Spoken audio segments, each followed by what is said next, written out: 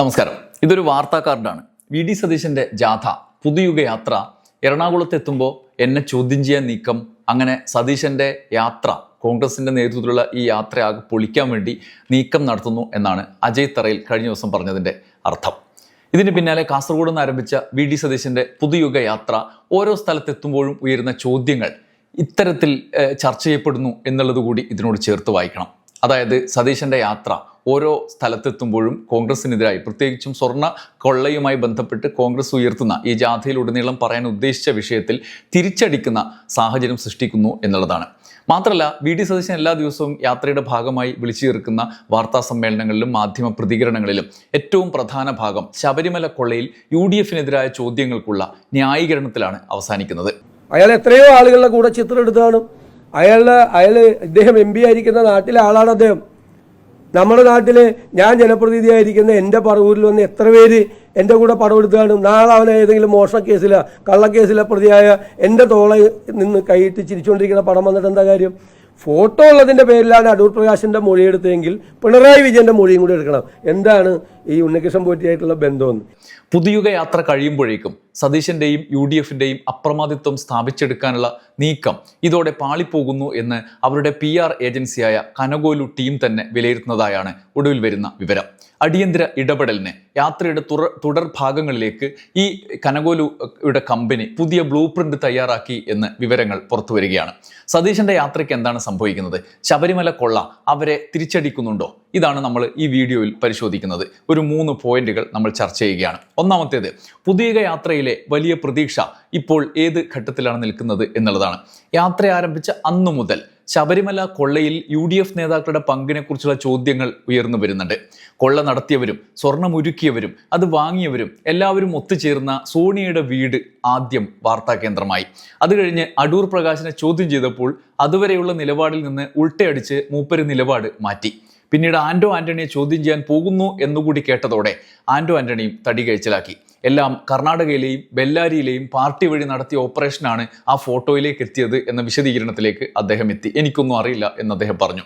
അതുവരെ ഫോട്ടോ എടുത്താൽ കള്ളനാകുമോ, എത്ര പേർക്കൊപ്പം ഫോട്ടോ എടുക്കുന്ന, ആരെല്ലാം ഫോട്ടോ എടുക്കുന്നു എന്നെല്ലാം ചോദിച്ച് വാർത്താ സമ്മേളനങ്ങളിൽ ന്യായം നിരത്തിയ പ്രതിപക്ഷ നേതാവിന് പക്ഷേ കൊടിമര കൊള്ള അന്വേഷിക്കാൻ ഇറങ്ങിത്തിരിച്ചതോടെ, SIT ഇറങ്ങിത്തിരിച്ചതോടെ പണി പാളിയതായി മനസ്സിലായി. ഇപ്പൊ മാധ്യമപ്രവർത്തകരോട് ചൂടാവുക എന്നതാണ് മൂപ്പരുടെ പ്രധാന പരിപാടി. ഈ ചോദ്യം വരുമ്പോൾ അല്ല, സ്വർണ്ണ കട്ടവൻ പിണറായി വിജയന്റെ കൂടെ നിൽക്കുന്നുണ്ടല്ലോ. പിണറായി വിജയന്റെ കൂടെ നിൽക്കുന്നുണ്ടല്ലോ. ഞങ്ങൾ പറഞ്ഞില്ലല്ലോ പിണറായി വിജയനെ ചോദ്യം ചെയ്യണമെന്നും പിണറായി വിജയനെ അറസ്റ്റ് ചെയ്യണമെന്നും പിണറായി വിജയൻ ഉണ്ണികൃഷ്ണൻ പോറ്റിയായിട്ട് പങ്കെടുന്നു. ഒരു കാര്യം കൂടി പറഞ്ഞുതരാം, അതുകൂടി കേട്ടോ കമ്മ്യൂണിസ്റ്റുകാർ. മന്ത്രി റിയാസിനെതിരായിട്ട് ഒരു ആരോപണം വന്നു. പൊതുമരാമത്ത് മന്ത്രി ഏതോ ഒരു വ്ളോഗറെ കൊണ്ടുവന്ന് ഇവിടെ ടൂറിസം വകുപ്പ് പ്രചരണം നടത്തി. വ്ളോഗറെ കൊണ്ടുവന്നു, മനസ്സിലായോ? ഒരു സ്ത്രീ ടൂറിസം മന്ത്രി അറിഞ്ഞുകൊണ്ട് ടൂറിസം വകുപ്പ് പ്രചരണം നടത്തി. കുറേ നാൾ കഴിഞ്ഞപ്പോൾ അവർ പോയി. കുറേ നാൾ കഴിഞ്ഞപ്പോൾ അവർ ചാര വനിതയാണ് എന്ന് പറഞ്ഞ് അവരെ അറസ്റ്റ് ചെയ്തു. അപ്പോൾ സോഷ്യൽ മീഡിയയിലും പൊതുസമൂഹത്തിലും ആളുകൾ ഭയങ്കരമായി പറഞ്ഞു റിയാസിന് പങ്കുണ്ട്, ചാര വനിതയായിട്ട് ബന്ധമുണ്ട്, മന്ത്രിക്ക് ബന്ധമുണ്ട്, ടൂറിസം വകുപ്പിന് ബന്ധമുണ്ട്. ഞാനാണ് പറഞ്ഞത്. കേരളത്തിൽ ഒരു പ്രതിപക്ഷ നേതാവും പറയാത്ത വർത്തമാനം. ഒരാൾ ഒരു തെറ്റ് ചെയ്തിട്ടുണ്ട് എന്ന് അറിയുന്നതിന് മുമ്പ് അവരിവിടെ വന്ന് അവർ സ്പൈ ആണെങ്കിൽ അവരിവിടെ ബ്ലോഗറായി കൊണ്ടുവരുമോ? ആരെങ്കിലും കൊണ്ടുവരുമോ? അതുകൊണ്ട് റിയാസിനെ ഇക്കാര്യത്തിൽ കുറ്റപ്പെടുത്താൻ തയ്യാറല്ല. ഞാൻ നിലപാടെടുത്തത് ഞങ്ങളാ. അന്തസ് വേണം, അന്തസ്. കൊടിമര കൊള്ളയെക്കുറിച്ച് UDF കാലത്തെ ക്രമക്കേടുകളെക്കുറിച്ച് അന്വേഷണം വരുന്നത് കുരുക്കാകും എന്ന് വ്യക്തമായതോടെ വി.ഡി. സതീശനും അജയ് തറയിലും അടക്കമുള്ള കോൺഗ്രസ് നേതാക്കൾ അന്വേഷണ ഏജൻസിക്കെതിരെയും മാധ്യമങ്ങൾക്കെതിരെയുമാണ് രംഗത്തെത്തുന്നത്. അതിന്റെ ഭാഗമായിട്ടാണ് അടൂർ പ്രകാശ് റിപ്പോർട്ടർ TV-ക്കെതിരെ ഞങ്ങൾ ഭരണത്തിലെത്തിയാൽ കൈകാര്യം ചെയ്ത് കളയും എന്ന് പറഞ്ഞത്. UDF അധികാരത്തിൽ വരും എന്ന് എല്ലാവരെയും ഒന്ന് ഓർമ്മിപ്പിക്കുകയാണ്. അത് നിങ്ങളുടെ മാനേജ്മെന്റ് അറിയിക്കുക. ഇതൊക്കെ അന്വേഷണം നടത്താൻ ഇനിയും ഇത് വെറുതെ ഇരിക്കുമെന്ന് ആരും കരുതണ്ട. അത് റിപ്പോർട്ടർ TV-ക്കെതിരായ ഭീഷണി മാത്രമായിരുന്നില്ല. അതിൽ നിന്ന് നമ്മൾ വായിച്ചെടുക്കേണ്ടത് ശബരിമല കൊടിമര കൊള്ളയടക്കമുള്ള വിഷയങ്ങളിൽ കോൺഗ്രസിനെതിരെ വാർത്ത നൽകുന്ന മാധ്യമങ്ങൾക്ക് മേലുള്ള ഒരു ഉഗ്രശാസനമായിട്ടാണ് അടൂർ പ്രകാശിന്റെ UDF-ന്റെ കൺവീനറുടെ ആ വാക്കുകൾ കാണേണ്ടത്. സതീശൻ പുതുയുഗ യാത്രയുടെ തിരക്കിനിടയിലും ന്യായീകരണവുമായി രംഗത്ത് വരുന്നുണ്ട്. ഇത് നിരന്തരം ആവർത്തിക്കുകയും ചെയ്യുന്നുണ്ട്. അദ്ദേഹം SIT-ക്കെതിരെ രോഷം കൊണ്ടു. വാജിവാഹനം തന്ത്രിയുടെ വീട്ടിൽ നിന്ന് കണ്ടെത്തിയത് മുതൽ അജയ് തറയിൽ പറഞ്ഞതെല്ലാം വിഴുങ്ങി. ഒറ്റപ്പകൽ എല്ലാം പുതിയ കാര്യം മാറ്റിപ്പറഞ്ഞ് രംഗത്ത് വരുന്ന കാഴ്ചയാണ് ഒടുവിൽ കണ്ടത്. കൊടിമരത്തിനായി ഫിനിക്സ് ഗ്രൂപ്പിൽ നിന്ന് മാത്രമാണ് സ്വർണം വാങ്ങിയത് എന്നും മറ്റാരിൽ നിന്നും വാങ്ങിയിരുന്നില്ല എന്നും ചാനലുകളിലൊക്കെ കയറി പറഞ്ഞ അജയ് തറയിൽ തെളിവുകൾ കോടതിയിൽ തന്നെ എത്തിയതോടെ സംഗതി മാറ്റിപ്പിടിച്ചു. പലരും സ്വർണം തന്നിട്ടുണ്ട് എന്നും ഊടുപാട് അഭിപ്രായം മാറ്റി പറഞ്ഞു അജയ് തറയിൽ. മാത്രമല്ല, കൊടിമരത്തിന് വേണ്ടി എത്തിയ സ്വർണ്ണക്കണക്ക് കോൺഗ്രസ് നേതൃത്വത്തെ ആകെ പ്രതിക്കൂട്ടിലാക്കുകയാണ്. കൊടിമരം നിർമ്മിക്കാൻ സ്വർണം നൽകിയവരുടെ പേരിന് പകരം മഹസറിൽ ഭക്തൻ എന്ന് മാത്രം എഴുതി ചേർത്തതിന്റെ തെളിവുകളും പുറത്തു വന്നു. സ്വർണം നൽകിയവർക്ക് രസീത് കൊടുത്തിട്ടില്ല. ആര്, എത്ര, എങ്ങനെ, എവിടെ വെച്ച് എന്നും മുതലായ വിവരങ്ങൾ, കണക്കുകൾ ഒന്നും ഇല്ല. വിജിലൻസ് ഈ റിപ്പോർട്ട് കോടതിയിൽ വിശദീകരിച്ചു. പഴയ കൊടിമരത്തിലെ ആലിലകളിൽ ഒന്ന് നഷ്ടപ്പെടുകയും ചെയ്തു അത്രേ. ഓരോ ദിവസവും ലഭിക്കുന്ന സ്വർണത്തിന്റെ മൊത്തം തൂക്കമാണ് രേഖപ്പെടുത്തിയത്. ആരിൽ നിന്നും സ്വർണം വാങ്ങിയിട്ടില്ല എന്ന് അജയ് തറയിൽ വാദിക്കുന്നതിനിടെയാണ് ഹൈക്കോടതിയിൽ തെളിവുകൾ വിജിലൻസ് വഴി എത്തിയത്. റിപ്പോർട്ടിൽ പറയുന്ന കാര്യങ്ങൾ ഇങ്ങനെയാണ്. ദേവസ്വത്തിന്റെ മഹസർ പ്രകാരം സ്വർണം സ്വീകരിച്ചത് കൊടിമരത്തിന്റെ നിർമ്മാണ മേൽനോട്ട ചുമതലയുണ്ടായിരുന്ന അഡ്വക്കേറ്റ് കമ്മീഷണർ ASP കുറുപ്പാണ്. സ്വർണം സ്വീകരിക്കാൻ അദ്ദേഹത്തെ ബോർഡ് ചുമതലപ്പെടുത്തി ഉത്തരവിറക്കിയിട്ടില്ല. വാങ്ങിയ സ്വർണം പിന്നീട് തിരുവാഭരണം കമ്മീഷണറെ ഏൽപ്പിക്കുകയായിരുന്നു. കുറുപ്പ് നൽകിയ പട്ടിക പ്രകാരം സെലിബ്രിറ്റികളടക്കം 27 പേരാണ് സ്വർണം നൽകിയത്. നടൻ സുരേഷ് ഗോപി, സംവിധായകൻ ഷാജി കൈലാസ്, നിർമ്മാതാവ് സുരേഷ് കുമാർ എന്നിവരുടെ പേരുകൾ മഹസറിലുണ്ട്. എന്നാൽ അളവ് രേഖപ്പെടുത്തിയിട്ടില്ല. മാത്രമല്ല, ബാക്കിയുള്ളവരുടെ പേരോ വിശദാംശങ്ങളോ ഇല്ല. അതുകൊണ്ട് എത്ര നൽകി എന്നത് സംബന്ധിച്ച അന്വേഷണം പോലും എളുപ്പമല്ല. സിനിമ മേഖലയിൽ നിന്ന് കൂടുതൽ ആളുകൾ സ്വർണം നൽകിയിട്ടുണ്ട് എന്നും രേഖകളുണ്ട്. ചലച്ചിത്ര താരങ്ങളിൽ നിന്നടക്കം 412.010 ഗ്രാം സ്വർണമാണ് ലഭിച്ചത്. ഈ ഘട്ടത്തിൽ കോൺഗ്രസ് നേതൃത്വം ഒന്നാകെ പ്രതിരോധത്തിലാകുന്ന സാഹചര്യമുണ്ട്. അവർ ചോദ്യങ്ങൾക്ക് ഉത്തരമില്ലാതെ രോഷം പ്രകടിപ്പിക്കുന്നത് അതുകൊണ്ടുകൂടിയാകാം. ആദ്യം അന്നത്തെ ചെയർമാൻ പ്രയാർ ഗോപാലകൃഷ്ണൻ മുതൽ ഇപ്പോൾ അജയ് തറയിൽ വരെ പ്രതിക്കൂട്ടിലായപ്പോൾ അജയ് തറയിൽ നൽകിയ വിശദീകരണമാണ് തെളിവുകൾ പുറത്തു വന്നതോടെ കൂടുതൽ കുഴപ്പങ്ങൾ ഉണ്ടാക്കുന്നത്. മാത്രമല്ല, അറസ്റ്റിലായ കോൺഗ്രസ് സംഘടനാ നേതാക്കൾ അടക്കം പാർട്ടി നേതാക്കളുടെ ബന്ധം അന്വേഷിക്കപ്പെടുമോ എന്നതും ആശങ്ക ഉയർത്തപ്പെടുന്നു.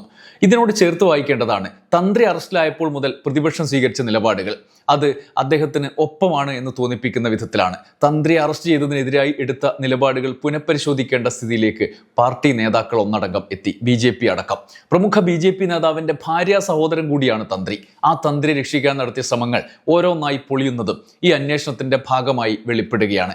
ആദ്യം സകല പ്രതികളുടെയും വീടുകളിൽ റെയ്ഡ് നടത്തിയ ED തന്ത്രിയെ മാത്രം ഒഴിവാക്കി മുന്നോട്ട് പോയത് വിമർശനത്തിന് ഇടയാക്കിയിരുന്നു.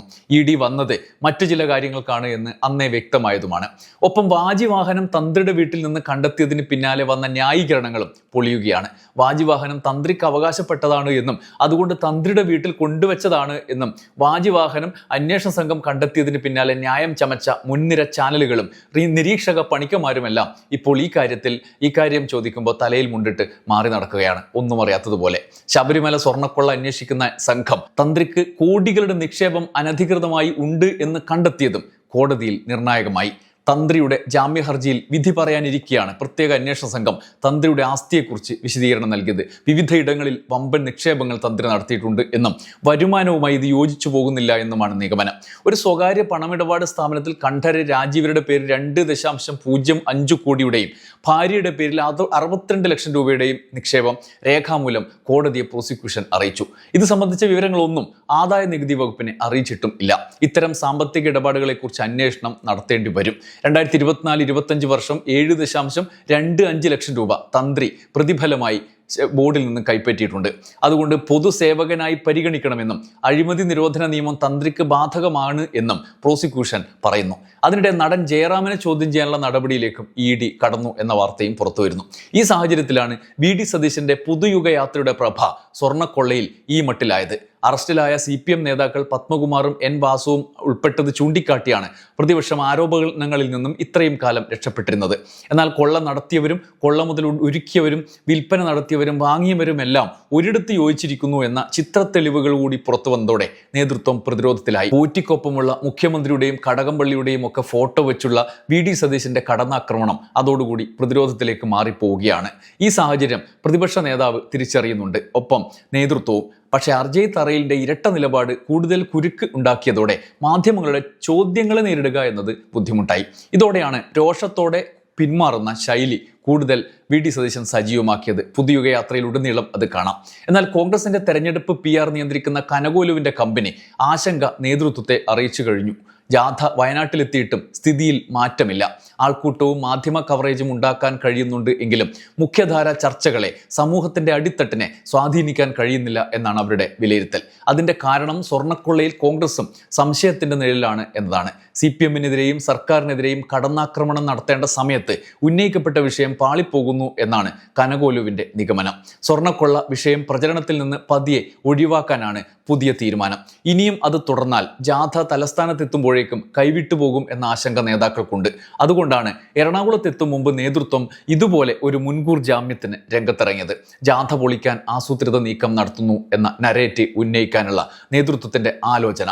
ഇനി എന്തൊക്കെ നടക്കും എന്ന്, സ്വർണ്ണക്കൊള്ള മാത്രമല്ല അതുമായി ബന്ധപ്പെട്ട ചർച്ചകളിലേക്ക് കോൺഗ്രസ് നേതൃത്വം ഏത് മട്ടിലാണ് സമീപനം സ്വീകരിക്കുക എന്ന് നമുക്ക് കാത്തിരുന്ന് കാണാം. എല്ലാം കനകോലുവിന്റെ കയ്യിൽ. നന്ദി, നമസ്കാരം.